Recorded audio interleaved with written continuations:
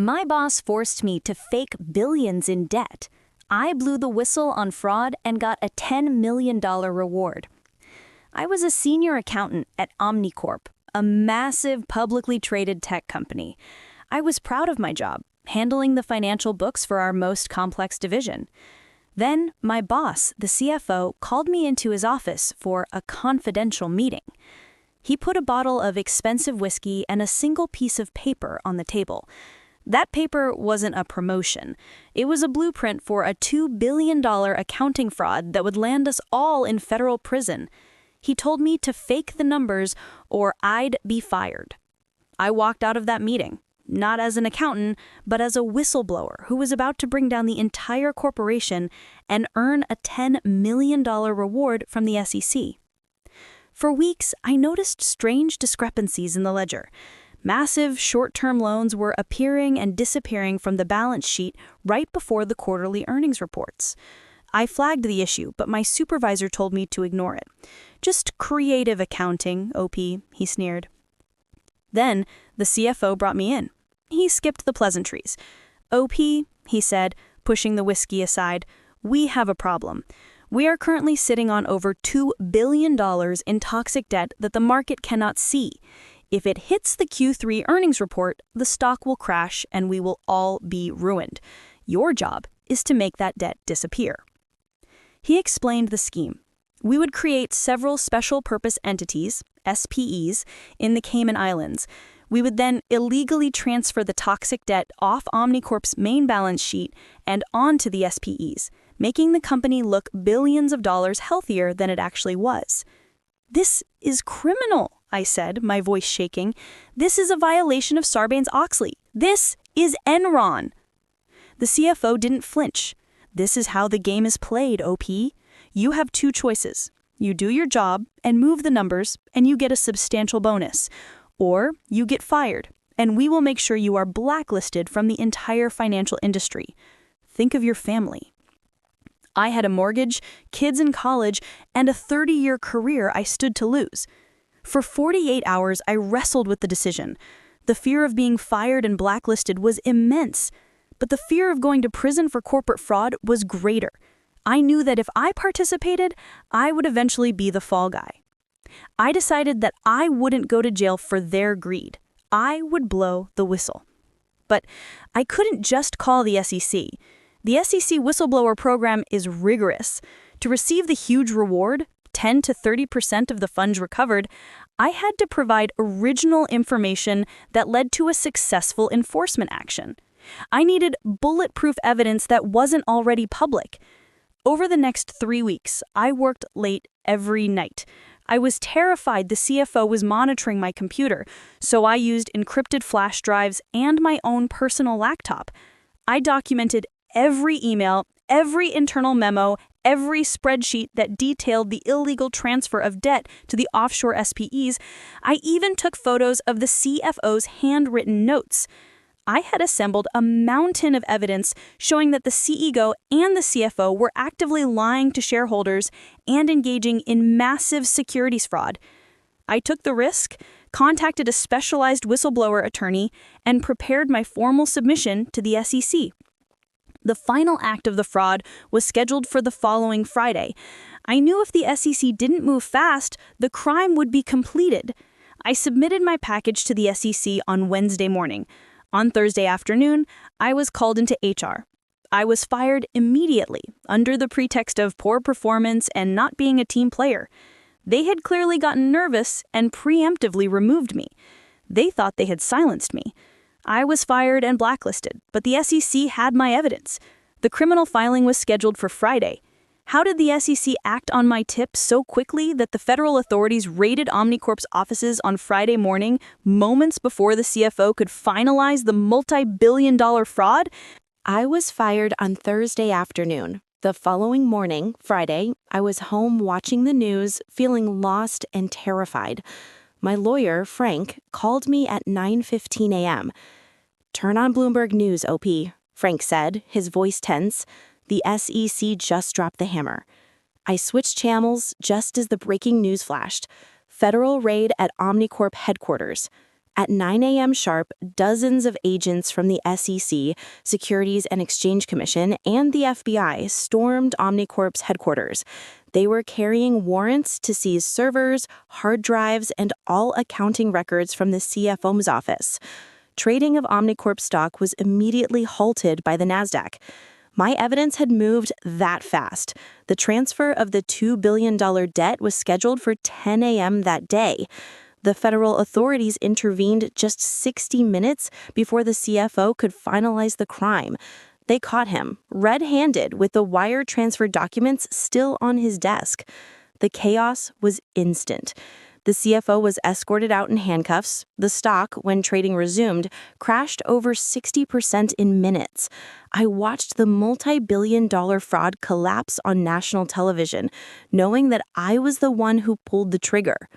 The company immediately knew who the whistleblower was.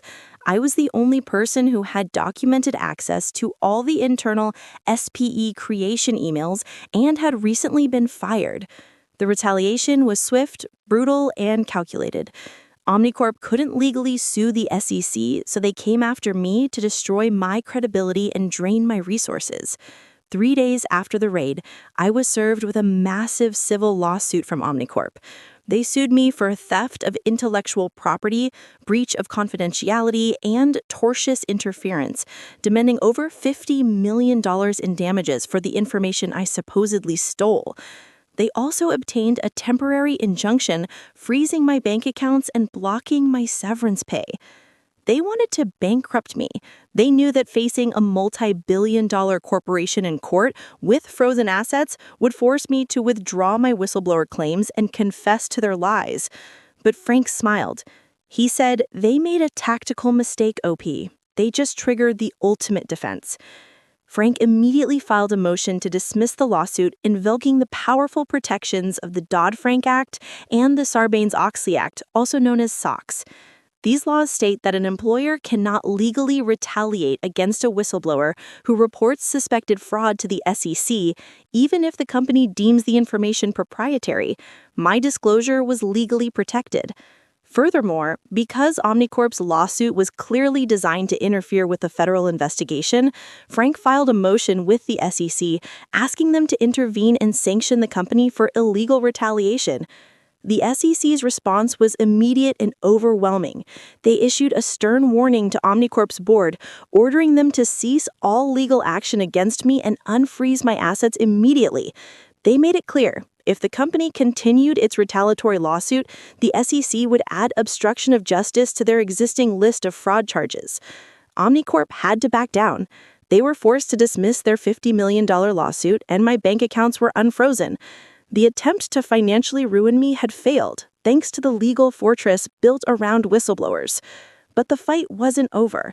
The SEC investigation into the $2 billion fraud was expected to take over 2 years, and the criminal investigation into the CFO was ongoing.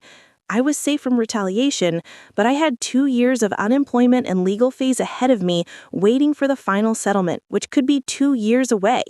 How did the SEC provide me with immediate financial relief to cover my living expenses and legal fees while I waited for the final multi-million-dollar reward from the largest corporate fraud settlement in years? I was legally protected from retaliation, but the reality was harsh. I was unemployed, and the SEC investigation into a multi-billion-dollar corporation could drag on for years. I had won the battle, but I was facing financial starvation while fighting a protracted legal war. Frank, my attorney, had a plan for this specific scenario.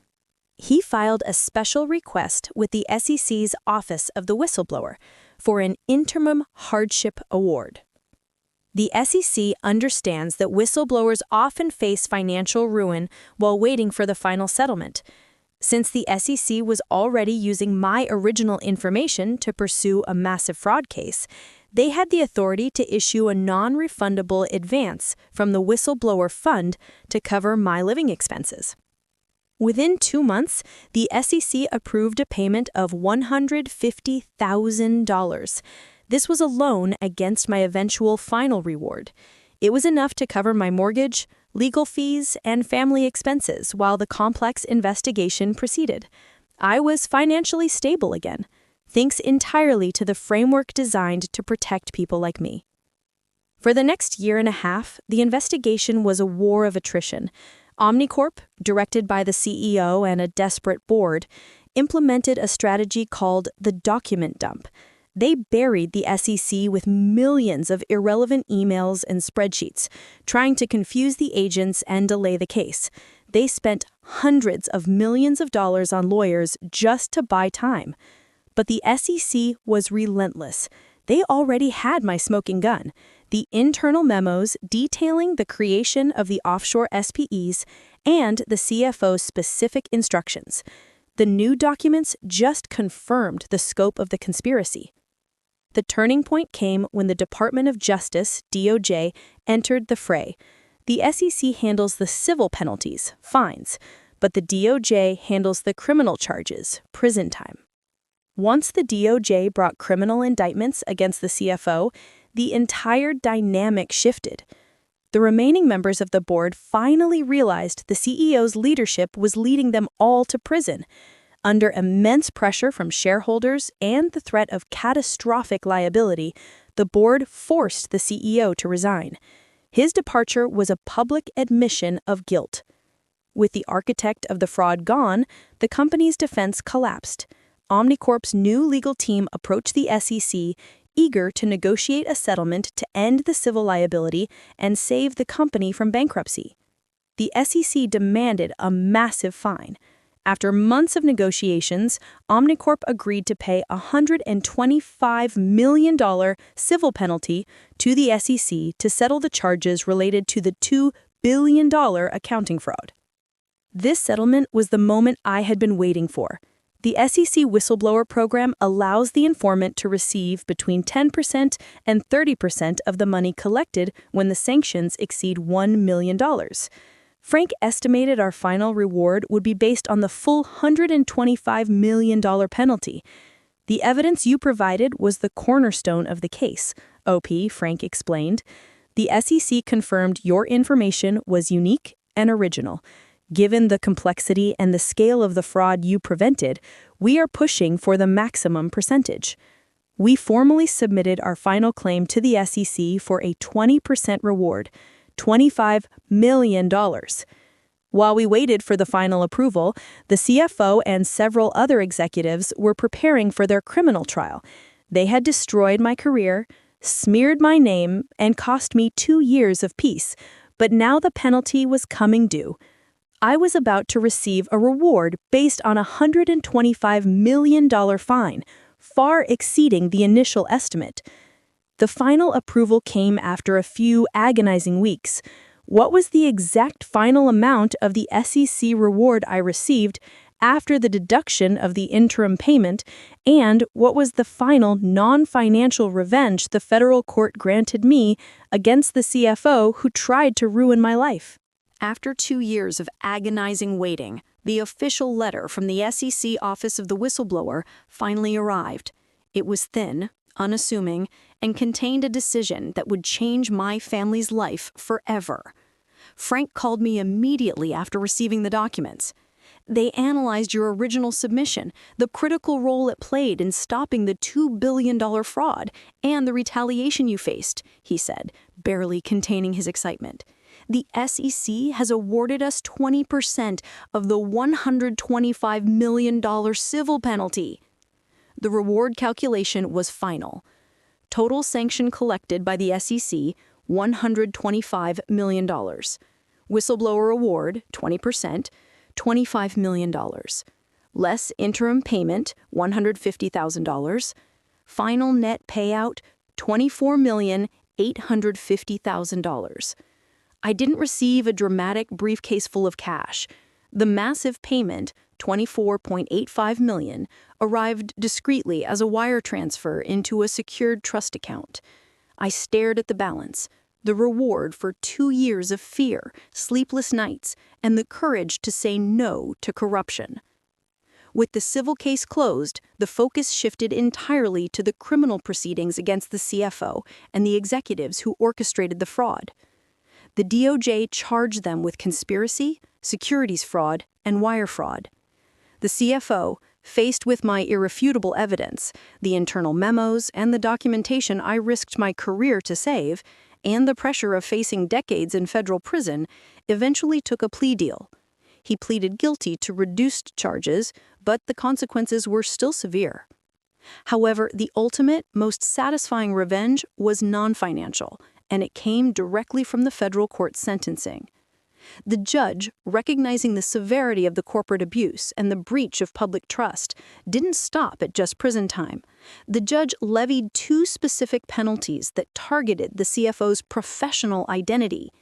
Disgorgement: he was ordered to pay back all bonuses and profits he earned during the fraud period. And permanent industry bar, officer and director bar. This was the final blow.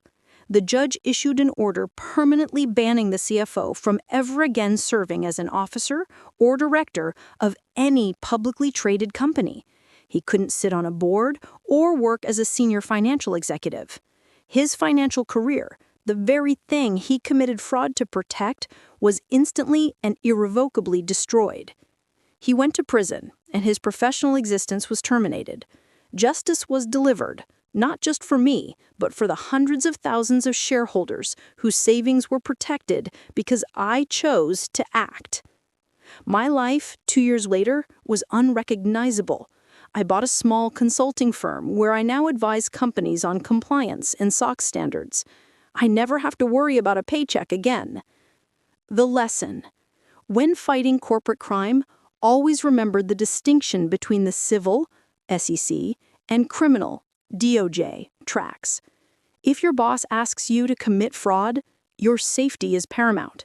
Document everything on personal devices. Immediately contact a specialized whistleblower attorney who can file anonymously under the SEC Dodd-Frank Act.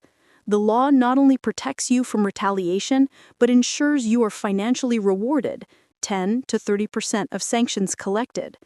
Do not be the fall guy, be the one who brings them down. Your integrity is worth far more than your salary.